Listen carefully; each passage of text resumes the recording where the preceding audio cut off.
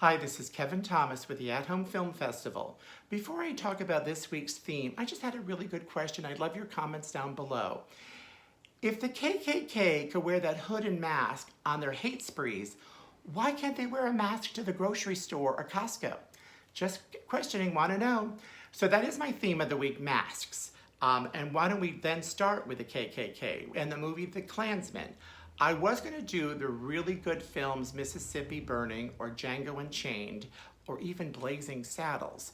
But I decided the backstory of the Klansman makes it almost funny to watch. And although the theme of KKK and what they do is not funny, but the fact that Lee Marvin and Richard Burton, the two stars of this film, were drunk, I hear, through the entire filming, that they didn't remember ever meeting each other years later.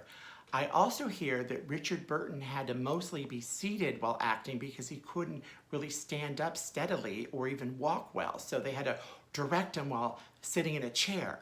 And he also smoked 60 cigarettes a day. So that alone makes me want to watch this movie and look for Richard Burton slurring.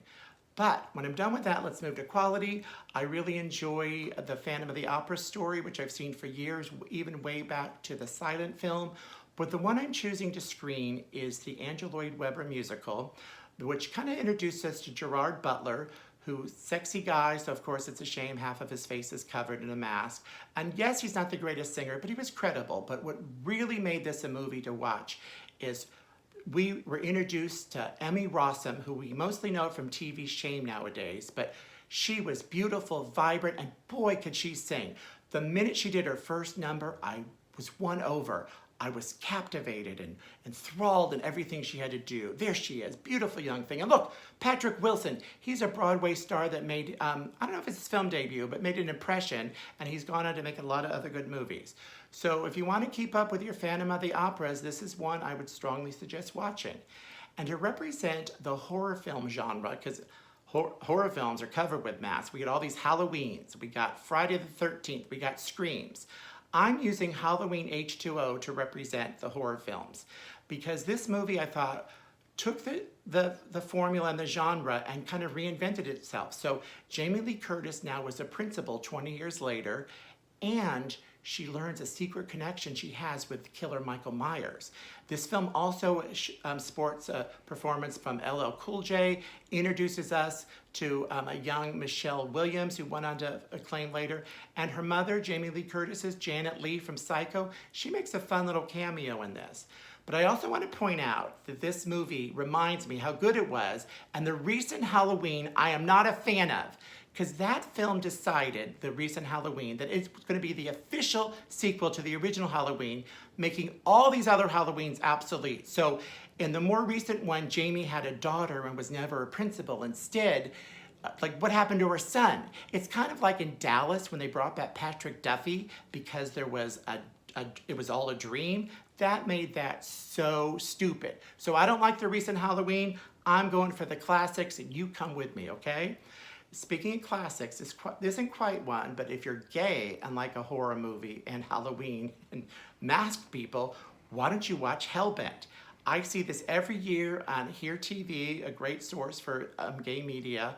But here we have a bunch of fun, sexy friends going on a Halloween all dressed up like cowboys and cops. But then there's a killer who's actually not out for fun. Yes, he has a six-pack, but it's not a beer. His body is rocking. So if I'm going to be murdered by a masked man, it's going to be the killer from Hellbent.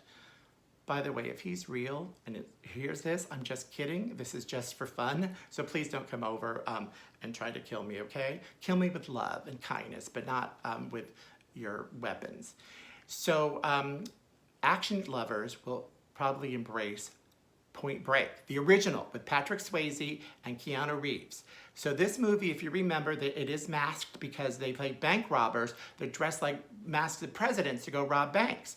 So this movie has really stood the test of time. I have no idea why they did that crappy remake recently, but stick to the original. Another thing that shows how this movie is enduring is there's a live version that travels around called Point Break Live from this really creative guy, Thomas Blake. So Thomas has decided just like he did with Terminator, the lead actor really doesn't need to study the script way in advance. So he pulls somebody from the audience, gives them the script to read while on stage, and they have total fun with it. In fact, here's a scene from it. Even Gary Busey went to see it live, and he had a lot of fun, as you see there. And they're in kind of the splash zone. That's why they're wearing that sort of rain gear, because don't forget, these characters are also surfers. A lot of water gets thrown off the stage, among other things. So if you're going to ever see it live, it's played nationwide. Not right now due to the pandemic, but it'll be back. So you look for Point Break Live or go watch the original movie, not the remake. Foreign film lovers are probably going to enjoy this next one because I try to represent everybody here. So Pedro Almodovar gets reunited with Antonio Banderas in the psychological thriller where Antonio plays a super successful plastic surgeon. If that were just the plot, we'd be bored probably, but he'd still take money to the bank, but instead, he's a little psychotic. In fact, he traps people and he uses his methodology for science to keep them captive while they think they're going there for treatment. So she's kind of masked up and not liking it right there. She tries to fight back. A lot of plot twists, but to keep a psychological thriller suspenseful, I can't say anything more. Just watch it. Then we might as well end our thing with mask movies like The Mask.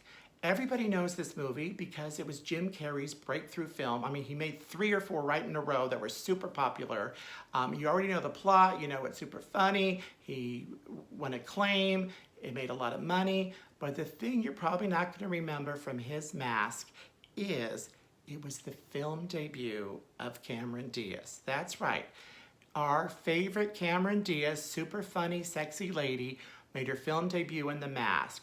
So she makes one of those grand entrances that wins you over immediately, where she sings and dances and looks great.